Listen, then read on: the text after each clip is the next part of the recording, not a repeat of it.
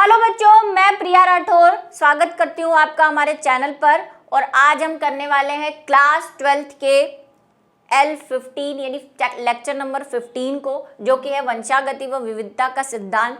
और क्या क्या था हमारा चैप्टर फ्लो, हाँ मैं था ही कहूँगी इसे, क्योंकि अब ये नहीं रहा और लास्ट है आज का हमारा। और इसमें आज हम पढ़ने वाले हैं क्रोमोजोमियल विकार। उसके बाद हम उसी के जो पार्ट्स हैं उसमें पढ़ने वाले हैं, पहला क्लाइनफेल्टर, उसके बाद टर्नर सिंड्रोम और लास्ट में हम पढ़ने वाले हैं डाउन सिंड्रोम। ये 3 डिजीज़ है, जैसा कि मैंने लास्ट टाइम आपसे कहा था, और इसको किस में पढ़ना है ये भी बताया था। तो शुरू करते हैं। क्रोमोजोमल विकार क्या है? क्रोमोजोमल विकार एक या अधिक क्रोमोजोम की उपस्थिति अथवा अनुपस्थिति या इनका असामान्य विन्यास क्रोमोजोमियल विकारों का कारण होता है। फ्लो चार्ट याद कर लीजिए एक बार, जो हमने बनाया था सबसे स्टार्टिंग में जब हमने आनुवंशिक विकार डिस्कस किए थे। उसके 2 टाइप बताए थे, एक मेंडलीय विकार और एक क्रोमोजोमल। मेंडलीय विकार में हमने सारी डिजीज पढ़ी, हीमोफीलिया, वर्णांधता, फिनाइलकीटोनुरिया, सिकल सेल एनीमिया। ठीक है, याद आ रहा है? कुछ भूली बिसरी यादें। जहर काम करना शुरू हो रखा है, मुझे लगा है कि काम कर रहा है आप पर, और इसीलिए आज का थोड़ा डोज लाइट ही है वैसे। तो दूसरा वाला जो टाइप है वो था हमारा क्रोमोजोमल विकार, उसी में हम ये पढ़ने वाले हैं जो बाकी की डिजीज है। ठीक है, अब ये देखो ये क्या है। ये है आपके यानी कि मानव के गुणसूत्र का ग्राफ। इस ग्राफ को एक चीज के नाम से बोला जाता है, जो मैंने आपको एमनियोसिंथेसिस जब पढ़ाया था, अगर आपको याद हो, जब हमने जनन स्वास्थ्य वाला चैप्टर पढ़ा था, तो एक एमनियोसिंथेसिस पढ़ा था कि भ्रूण की जो जांच की जाती है उसमें एक ग्राफ बनाया जाता है कि उसके जो क्रोमोजोम है वो सही है या नहीं। उसको मैंने एक नाम बताया था। अगर आपको याद है तो कमेंट सेक्शन में लिखकर जरूर बताएं, और नहीं याद है तो फिर बता ही रही हूँ। ठीक है, क्या कह रहे थे उसे हम कह रहे थे कैरियोग्राफ, या एक और वर्ड भी बोलते हैं इसे कैरियोटाइप। ग्राफ की जगह टाइप लगा दो, वैसे आपको ये टाइप ही वर्ड मिलेगा। क्या है कैरियोग्राफ या कैरियोटाइप? किसी के भी गुणसूत्र, लेकिन हम क्योंकि मानव के मैनर में बात कर रहे हैं तो हम लिख सकते हैं मानवीय गुणसूत्रों को आरेखित रूप में प्रदर्शित करना क्या कहलाता है?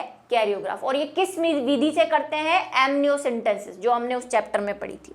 अब देखो ये ऐसा ग्राफ आता है, मैंने आपको बताया था, उसमें हमारे जो 22 ऑटोसोमल होते हैं, मतलब 22 अलिंगी गुणसूत्र होते हैं, और 23वां जो होता है वो लिंगी गुणसूत्र होता है, जिससे हमें पता चलता है कि मेल है या फीमेल है। ये वो 23वां गुणसूत्र है। हालांकि इसमें अगर कोई दिक्कत होती है क्रोमोजोम, ये हमारे पास एक बना हुआ है सभी मानव का।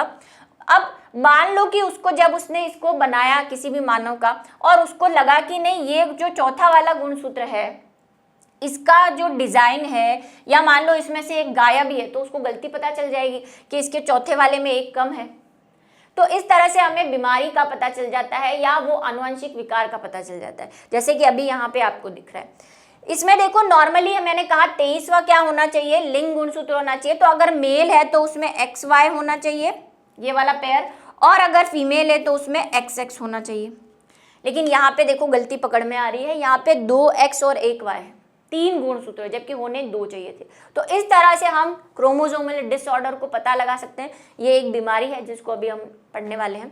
ठीक है, तो इस तरह से हमें पता चलता है एमनियोसिंथेसिस से। अब बीमारी पढ़ लेते हैं। सबसे पहला है क्लाइनफेल्टर, जिसकी इंतजार आप काफी टाइम से कर रहे थे बच्चे, पहले से जब से मैं पढ़ा रही हूँ। मैम क्लाइनफेल्टर टर्नर सिंड्रोम क्या होते हैं, पढ़ेंगे, है ना?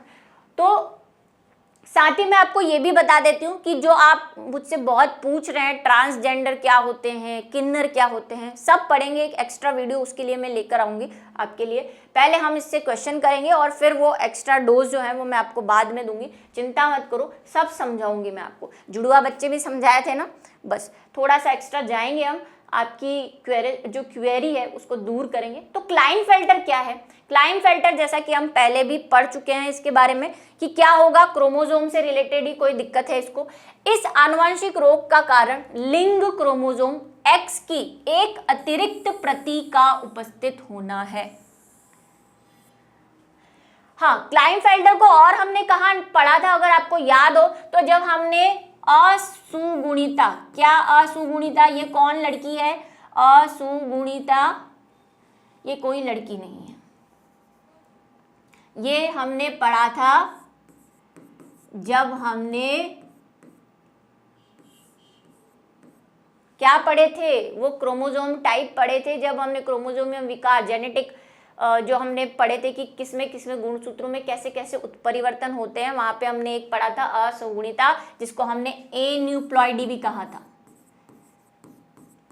कुछ याद आ रहा है?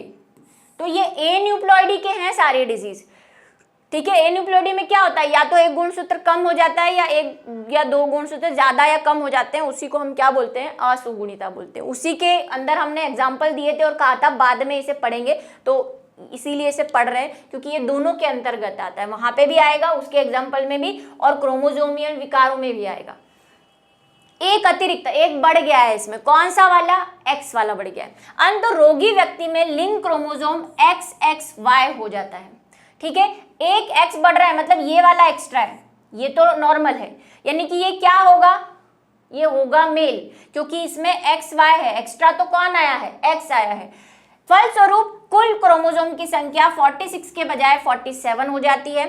पीड़ित व्यक्ति कद काठी पुरुष के समान होती है, क्योंकि XY पहले से था उसमें, भाई एक्स्ट्रा तो ये आया है यहाँ पे फंसने, हमारी अच्छी भली जिंदगी में एक्स ने दखल अंदाजी दे दी, तो भाई कद काठी तो उसकी कैसी है, पुरुषों जैसी है, जैसे कि आपको फोटोग्राफ में दिख रही होगी, ये देखो पुरुष दिख रहा है आपको पूरा। लेकिन कमियां क्या है इसमें, इस एक्स के आने से इसके जीवन में क्या दिक्कतें आ गई हैं, क्या परेशानियां आ गई है, वो बताएंगे आपको। तो कद काठी तो इसकी पुरुष वाली है, मतलब हेल्थ, हाइट, बॉडी भी होगी, सब कुछ होगा। लेकिन यह गायनेकोमेस्टिया, इसको जरा ध्यान दे वरना ये नाराज हो जाता है कि मुझ पे ध्यान नहीं दिया। नीट पे एक क्वेश्चन आया हुआ है इस पे कि गायनेकोमेस्टिया क्या है और किसमें पाया जाता है।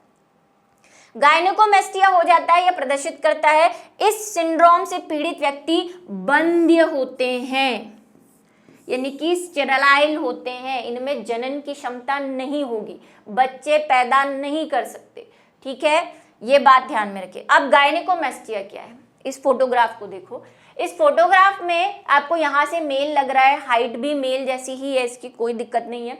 लेकिन इसमें क्या होता है, जनरली मेल्स में ब्रेस्ट के निप्पल्स वगैरह तो होती है, एरोलिया भी होता है ना, एरोला पढ़ा था ना हमने, ब्रेस्ट में निप्पल होता है और एरोला होता है, वो भी होता है। लेकिन फीमेल की तरह मेल के ब्रेस्ट डेवलप नहीं होते प्रॉपरली, ऐसे बड़े नहीं होते साइज में, है ना, नॉर्मल रहते हैं। लेकिन इनके साथ ये दिक्कत है कि ये जो एक्स क्रोमोसोम प्रकट हो गया है यहाँ पे, तो ये अपना असर तो दिखाएगा ना, तो इसने क्या किया, इन मेल्स में ब्रेस्ट डेवलपमेंट शुरू हो जाता है, ठीक है। इस चीज को क्या कहते हैं, गायनेकोमेस्टिया कहते हैं, ब्रेस्ट डेवलपमेंट इन मेल, ठीक है। पुरुषों में स्तन में वृद्धि या निर्माण होने की प्रक्रिया को क्या कहते हैं, गायनेकोमेस्टिया कहते हैं। दूसरा, इनमें क्या होगा भाई, XY तो है, नॉर्मल दाढ़ी वाड़ी निकलेगी, लेकिन नॉर्मल आदमी से कम निकलेगी, क्योंकि इसमें X भी है, X मतलब फीमेल में तो दाढ़ी होती नहीं है, तो इसमें मेल के कैरेक्टर भी होंगे और फीमेल के कैरेक्टर भी होंगे। और कैसे होंगे, ये बंदी होंगे। साथ में इनके जो जननांग है, यानी कि जो प्यूबिक हेयर हैं, जैसे फीमेल्स के क्या होते हैं, प्यूबिक हेयर, यानी कि जो जननांग होता है उसके आसपास बाल जो होते हैं वो उगने लग जाते हैं, ऐसा इसके साथ भी होगा। हालांकि पुरुषों में भी उगते हैं, लेकिन उनका जो पैटर्न होता है, पुरुषों का पैटर्न अलग होता है बाल उगने का और महिलाओं का अलग होता है, तो वहां पे ये महिलाओं जैसे इसके बाल उगने लग जाएंगे। प्लस इसका जो पेनिस है वो भी क्या होगा, पेनिस मींस शिशन, शिशन की वृद्धि भी नॉर्मल नहीं होगी, असामान्य होगी, और इसी वजह से ये क्या होंगे, बंदी होंगे, क्योंकि ये सेक्सुअली इंटरेक्ट नहीं कर पाएंगे किसी से। स्पर्म फॉर्मेशन भी इनमें कम होगा, देखो, और वो वेरी करता है आदमी के ऊपर, मतलब उसमें कितने एक्स अपना प्रभाव दिखा रहा है और कितना XY अपना प्रभाव दिखा रहा है, उस पर डिपेंड करता है कि क्या क्या सिचुएशन इसके साथ हो सकती है। अभी तक जो साइंस कहती है वो कहती है कि ये बंदी ही है। आपके सवाल मुझे पता है, अभी दिमाग में बहुत सारे सवाल आ रहे होंगे, किन्नर क्या है। मैंने कहा उसके लिए मैं एक अलग से वीडियो बनाऊंगी, आपको सब समझाऊंगी, उसकी चिंता मत करो, अभी ये पढ़ लो, ठीक है। तो ये जो है ये इसमें हो जाता है। और टेस्टिकुलर एट्रोफी मतलब वही सिशन जो है वो शेप जो है डिफरेंट होगा और सेक्सुअली वो क्या नहीं कर पाएगा, रिलेशनशिप नहीं बना पाएगा। अब फीमेल है तो थोड़ा सा हो सकता है कि उसको दूसरी फीमेल के प्रति क्या हो, ज़्यादा अट्रैक्शन हो भी या नहीं भी, या मेल के प्रति अट्रैक्शन हो, तो ऐसा भी सिचुएशन हो सकती है। ये वैरी करता है, ये नॉर्मल कैरेक्टर है, इसमें थोड़े से चेंजेस भी हो सकते हैं। तो ये है क्लाइनफेल्टर जिसको आपने देखा। उसके बाद हम पढ़ते हैं टर्नर सिंड्रोम, जो कि क्या है, वही क्रोमोसोमियल विकार है। यह एक एक्स क्रोमोसोम की अनुपस्थिति के कारण होता है। एक में बढ़ा दो, एक में कम कर दो, है सब एन्यूप्लॉइडी, असुगुणिता, एक में बढ़ रहा है वहां पे, इसमें एक कम हो गया। अब आपके मन में सवाल आ रहा होता है ये होगा कैसे, वो मैं बताऊंगी, चिंता मत करो।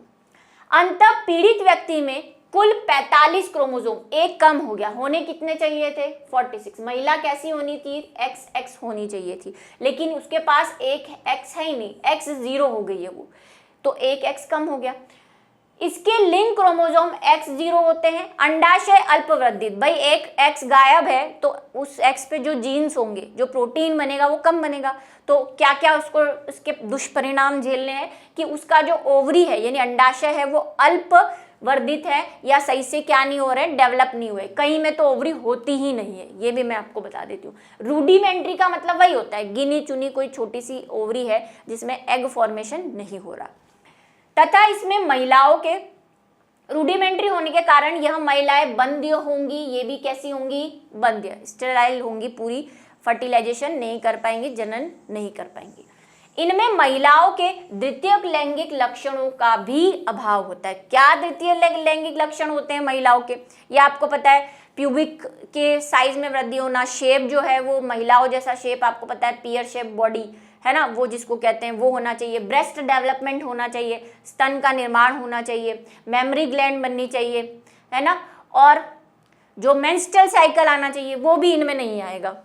एक सवाल शायद आपका ये भी हो कि मेंस्ट्रुअल साइकिल आएगा या नहीं, तो मेंस्ट्रुअल साइकिल वैसे नहीं आता है, लेकिन मैंने कहा देखो थोड़े बहुत चेंजेस तो हमें देखने को मिलते हैं। कई ऐसे टर्नर सिंड्रोम महिलाएं देखी गई है जिसमें मेंस्ट्रुअल साइकिल शुरू तो होता है लेकिन वही एक दो बार आने के बाद रुक जाता है, तो ऐसी कंडीशन भी देखी गई है। तो दोनों ही सिचुएशन है, लेकिन हाँ मासिक धर्म नहीं आता, बंदी होती है और लैंगिक लक्षणों का अभाव होता है। ये यहाँ पे देख रहे हो आप, देखो ये आपको महिला है, इसमें ब्रेस्ट डेवलपमेंट भी हो रहा है महिलाओं की तरह, लेकिन इसमें क्या होगा, ओवरी जो होगी, ओवरी कहाँ होती है आपको पता है, इस जगह पे। कलर अलग दिखाऊं, ओवरी हमने पढ़ी है ना, यहाँ पे ओवरी होती है 2 और फैलोपियन ट्यूब होती है इस तरह से। कुछ याद आ रहा है पुराना चैप्टर, तो इसकी ओवरी डेवलप नहीं है, हुए तो भी कम है, प्लस मेंस्ट्रुअल साइकिल भी नहीं आ रहा, इसलिए लिखा है रूडिपेंट ओवरीज। बताई जगह कहीं और है, हम थोड़ा उसको ऊपर बना ले गए हैं, ठीक है। उसके बाद क्या होगा, इस पे बॉडी पे ब्लैक व्हाइट से ऐसे धब्बे हो जाते हैं जिसको नेवी कहते हैं। प्लस इसमें ब्रेस्ट डेवलपमेंट हो रहा है लेकिन पूरा नहीं हो रहा, मतलब इनकम्प्लीट ब्रेस्ट डेवलपमेंट है। चेस्ट जो है वो आदमियों जैसे है ना, कैसे आदमियों जैसे हैं कि नॉर्मली जो मेल फीमेल का चेस्ट होता है, मतलब ब्रेस्ट डेवलपमेंट की वजह से जैसा चेस्ट होता है वैसा नहीं है, और ऐसा फ्लैट सा चेस्ट है इसका। और जो नेक है वो भी आप देख रहे हैं वेब्ड नेक है, मतलब थोड़ी सी ऐसी चौड़ी सी नेक है और शॉर्टर लेंथ है, आदमी जैसा लुक थोड़ा बहुत आपको लग रहा होगा, लेकिन इसमें क्या है, एक एक्स कम होने की वजह से पूरा डेवलपमेंट नहीं हुआ। आदमियों जैसे लक्षण तो नहीं होंगे इसमें क्योंकि वाय तो है नहीं, लेकिन एक एक्स कम होने से औरतों वाले लक्षण इसमें कम हो जाएंगे, ठीक है। तो ये है फीमेल, लेकिन इसमें कुछ लक्षण जो है वो फीमेल जैसे नहीं है, ठीक है।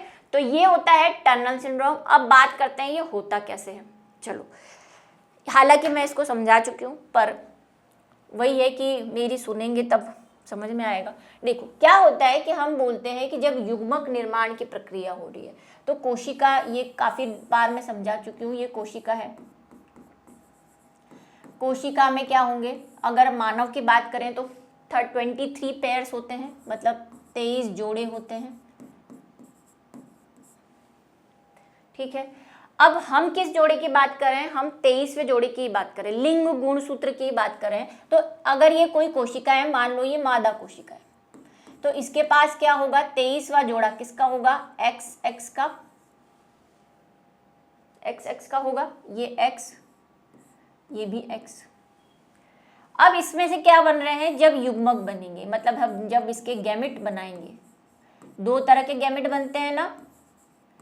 गैमेट कैसे बनेंगे, अर्धसूत्री विभाजन से, मियोसिस होगा यहाँ पे, आधे होने। तो होना क्या चाहिए था, दो गैमेट बनने थे, एक तो बनना था एक्स वाला और दूसरा भी एक्स वाला बनना था। लेकिन मैंने कहा, आपको पहले भी समझाया, स्पिंडल फाइबर नहीं बनने की वजह से, स्पिंडल फाइबर की कोई कमी की वजह से ये अलग हुए ही नहीं और दोनों के दोनों क्रोमोसोम एक्स पर आ गए। एक इंपॉर्टेंट चीज मैं आपको एक बताती हूँ, एक केमिकल होता है कॉल्चिसिन, इसको लिख लें,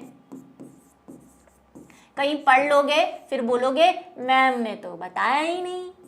कॉल्चिसिन, ये कॉल्चिसिन क्या होता है, जब हम जेनेटिक इंजीनियरिंग पढ़ेंगे तो कई बार हम, मैंने बोला ना, अनुवांशिक विकारों को दूर करने के लिए जब रिसर्च चलती है तो हम कई बार उसको डबल जबरदस्ती करवाते हैं। मतलब हम ये चाहते हैं कि ये ऐसे गैमेट ना बने, अब नॉर्मल गैमेट हम खुद बनाने के लिए कॉल्चिसिन का यूज करते हैं। क्या करता है कॉल्चिसिन, कॉल्चिसिन यही काम कर रहा है जो नेचुरली हो रहा है, ये स्पिंडल फाइबर नहीं बनने देता। तो स्पिंडल फाइबर नहीं बनेंगे तो गैमेट सही से नहीं बनेंगे। तो कई बार कॉल्चिसिन डाला जाता है लैब वगैरह में रिसर्च के हिसाब से। तो कॉल्चिसिन को याद रखिए, इसका क्या काम है, स्पिंडल फाइबर यानी तारक तंतु, जो तारक केंद्र होता है वो तंतु बनाता है, याद है ना, हाँ वही, बस समझ गए आप। तो वो जो है वो इसमें नहीं बनते। तो ये एक साइड हो गया। अब ये कैसा रह गया, जीरो है ना, जब नंबर मिले ही नहीं तो जीरो ही आएगा। अब मान लो हमने इसकी एक नॉर्मल मेल, जो किसमें किसमें क्या होगा, दो होंगे, एक एक्स होगा और एक वाई। इसके तो नॉर्मल गैमेट बन रहे हैं भाई, इसका तो एक एक्स ही बन रहा है और इसका तो एक वाई भी बन रहा है, बढ़िया से बन रहा है। अब वही फर्टिलाइजेशन किया तो वही चार युग्मक है, इसका बनाओ, पुन्नेट चार्ट बना दूं या ऐसे घिचड़ा पिचड़ा करके बनाओ, पुन्नेट चार्ट बनाते हैं, चलो।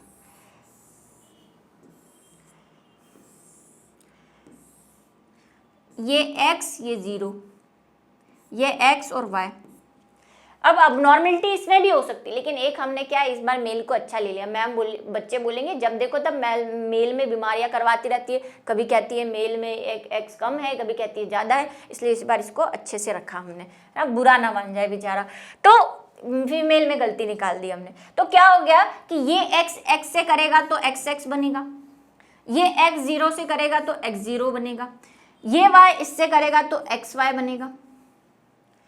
ओ यहाँ पे 0 है, यहाँ पे क्या है 2x है, गलती हो गई मैम से, यहाँ पे 2x है ना, तो 2x तो यहाँ पे कितने हो गए, ये x इन 2x से करेंगे तो 3x, ये x इससे करेगा तो 0, ये y इन 2x से करेगा तो 2x और एक y, और यहाँ पे 0y या y0 जो भी लिखना चाहते हो।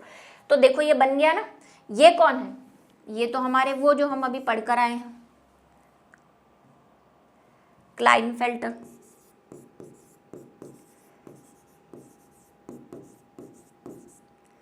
हाँ एक चीज मैं आपको बताती हूँ इंटरेस्टिंग सी, आजकल क्या है लोग मॉडर्न बहुत हो गए हैं, तो कहीं हम तो भाई बचपन से क्लाइनफेल्टर ही पढ़ते आए हैं, स्पेलिंग में भी के है, लेकिन आजकल जो मॉडर्न टीचर आप बोल सकते हो है ना, वो इसको लाइन फिल्टर भी बोलते हैं। तो अगर आपने कहीं लाइन फिल्टर सुना है तो ऐसे धक्का ना खा जाइए, इसको आजकल लाइन फिल्टर बोलने लगे, आजकल ही, क्योंकि मैंने इससे पहले कभी नहीं सुना, नया वर्ड आया है मार्केट में लाइन फिल्टर, जो क्लाइन फिल्टर का ही नाम है, तो इसको भी ध्यान में रखें, ठीक है। तो लाइन फिल्टर सॉरी क्लाइन फिल्टर जो है वो है ये बन गया। अभी हम पीछे देख के आए, देखो इसमें एक एक्स ज्यादा है, ये मेल होगा लेकिन इसमें फीमेल के, ये वो रहा टर्नर सिंड्रोम।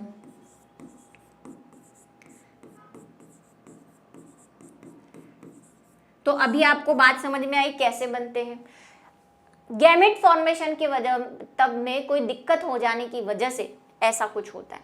अब ये जो बनेगा ये मेल है ना, इसको कहते क्या है, ये कोई अभी एग्जैक्ट नहीं है, आप वही किन्नर ट्रांसजेंडर बोल सकते हो इसको।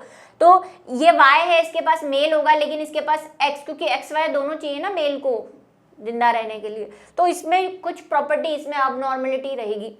ये ट्रिपल एक्स है, इनको क्या कहते हैं, इनको बोलते हैं सुपर वुमेन, सुपर फीमेल। भाई फीमेल में कितने होते हैं, 2 एक्स, ये एक्स्ट्रा लेके आई हुई है इसलिए इनको सुपर फीमेल कहते हैं। ये वाली मतलब ये 3 वाली। अब एक चार्ट बताती हूँ आपको, ठीक है। वो हम जो सुपर वुमेन कहते हैं वो सुपर वुमेन नहीं कि मम्मी बहुत ज़्यादा काम करती है तो हम उसको कहते हैं ये सुपर वुमेन है, वो अलग सुपर वुमेन है। ये सुपर फीमेल है, इसके पास एक्स ज़्यादा है, तो इसके पास क्या है, इसकी भी प्रॉब्लम रहती है। ये फर्टिलाइजेशन कर पाती है लेकिन फर्टिलाइजेशन करने के बाद भी इसकी मतलब क्या बोल सकते हैं कि अबॉर्शन जैसी दिक्कतें आ जाती है, या मेंस्ट्रुअल साइकिल भी इनकम्प्लीट सही चलता है इनका। पढ़ेंगे थोड़ा, वही मैंने कहा एक एक्स्ट्रा टॉपिक लेकर आएंगे। उसके बाद हम बात करते हैं डाउन सिंड्रोम की। ये क्या है, डाउन सिंड्रोम भी हम पहले पढ़ चुके हैं, किसके अंतर्गत, वही एनिप्लोइडी के अंतर्गत पढ़ा था, लेकिन हमने पढ़ा था उसको उसके अंदर ट्राइसोमी के अंदर। यस, तो इसको याद रखेंगे। इस अनुवांशिक रोग का कारण 21वें क्रोमोसोम, मैंने वहां पे भी ये कहा था, ये 21वां जरा याद रखें, एक अतिरिक्त प्रति का होना, अर्थात 21वें क्रोमोसोम की त्रिसूत्रता ट्राइसोमी है। एक अतिरिक्त क्रोमोसोम होने के कारण रोगी की प्रत्येक कोशिका में क्रोमोसोम की या गुणसूत्रों की संख्या 46 + 1 यानी कि 47 हो जाती है। ये उन दोनों से डिफरेंट क्यों है, इसका रीजन क्या है, देखो यहाँ पे लिंग गुणसूत्र में कमी या ज्यादा नहीं हो रही, किस में हो रही है, अलिंग गुणसूत्र में हो रही है।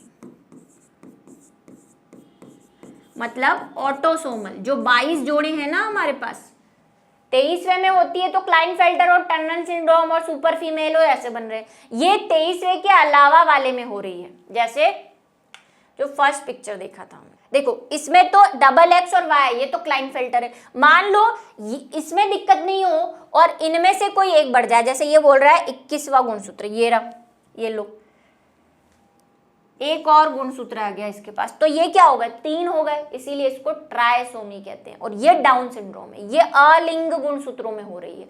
ठीक है, यहां से मिटा दूं, रेड बना देती हूँ इसको, है ना, आपकी क्लास में हेल्प कर देगा थोड़ा। ये देखो ये डाउन सिंड्रोम है।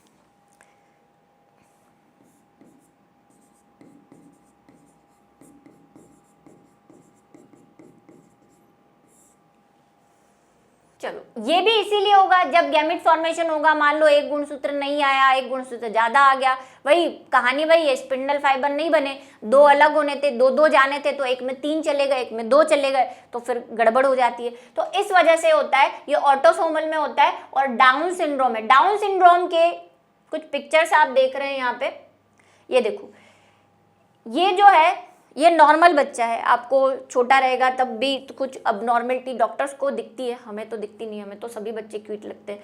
तो ये बच्चा है, इसके देखो लिप वगैरह के फॉर्मेशन में, आंखों में कोई दिक्कत होगी, कलर वगैरह में, उसकी आंखें छोटी होगी। बड़ा होने पर आपको ज़्यादा फेस रिकॉग्नाइज हो रहा होगा कि इस तरह के होते हैं डाउन सिंड्रोम। आपने वीडियोस देखे होंगे, आपने अपने आसपास कभी किसी बच्चे को देखा हो कि उसकी एज तो बढ़ती जा रही है लेकिन हाइट नहीं बढ़ती, काम करने में वो इम्प्रॉपर होता है, थोड़ा सा मेंटली रिटायर्ड होता है ना, छोटे मोटे काम भी नहीं कर पाता, है ना, देखे हैं ऐसे बच्चे, नॉर्मल होते हैं ये। हाँ, इनकी एक खास बात जो मैं आपको बताऊं, ये स्टेराइल नहीं होते, ये कैसे होते हैं, जननक्षम होते हैं।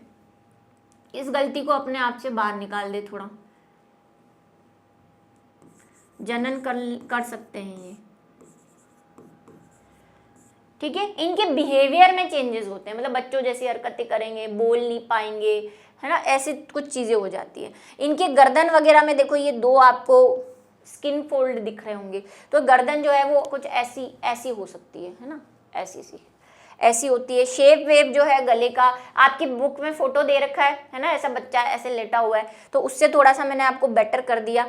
जो फेशियल है, देखो फेस में भी वैसा कट नहीं है जैसा हमारा होता है, तो थोड़ा सा फेस भी अनफोल्डेबल या हम बोल सकते हैं कि मॉडिफाइड हो जाता है। ये होते हैं डाउन सिंड्रोम। इनकी क्या खासियत, वो है, तो मैंने आपको बता दिए कि नॉर्मल जो काम है वो नहीं कर पाएंगे, जननक्षम होंगे, लेकिन नॉर्मल लाइफ के काम नहीं कर पाते, बात करने में हेजिटेट होते हैं, बिहेवियर जो है इनका, व्यवहार जो है वो असामान्य होता है, गर्दन वगैरह जो है वो फोल्ड हो सकते हैं, ठीक है, जननक्षम तो है ही, बता दिया।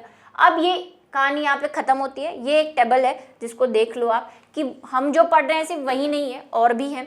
देखो ये पढ़ लिया हमने डाउन सिंड्रोम, जिसमें 21वें गुणसूत्रों में ट्राइसोमी हो गई 47। क्लाइनफेल्टर पुरुष होते हैं, देखो ये स्त्री या पुरुष कोई भी हो सकता है, लेकिन उसके स्त्री या पुरुष होने से, ये डाउन सिंड्रोम होने से उसके स्त्री या पुरुष होने पे कोई इफेक्ट नहीं पड़ेगा। ये बात को, ये स्त्री या पुरुष इसलिए लिखा है क्योंकि मैंने कहा कि ये सेक्स क्रोमोसोम पे नहीं है, ये तो नॉर्मल बिहेवियर में, और वो जननक्षम भी है, ये भी बता दिया। 47 होते हैं। क्लाइनफेल्टर पुरुष होता है, लेकिन उसमें या तो XXX आ जाए या XX आ जाए, ऐसी कंडीशन तो गुणसूत्र 47 या उससे अधिक भी हो सकते हैं। टर्नर सिंड्रोम स्त्री होती है नॉर्मली, लेकिन उसमें 0 होने की वजह से 45 हो जाते हैं गुणसूत्र 46 की जगह। और ये जो सुपर फीमेल जिसको पॉली एक्स कहते हैं, अब देखो इसमें गुण जो एक्स है वो कितने हैं, तो 47 या अधिक हो सकते हैं, ठीक है।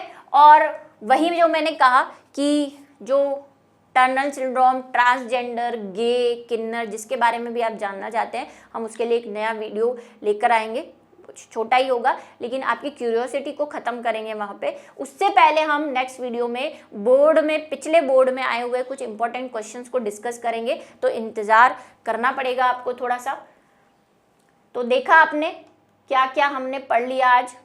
इसी के साथ आज हमारा जो चैप्टर है वो यहाँ पे ख़त्म होता है, और मिलते हैं अगले वीडियो में कुछ इंपॉर्टेंट क्वेश्चंस के साथ।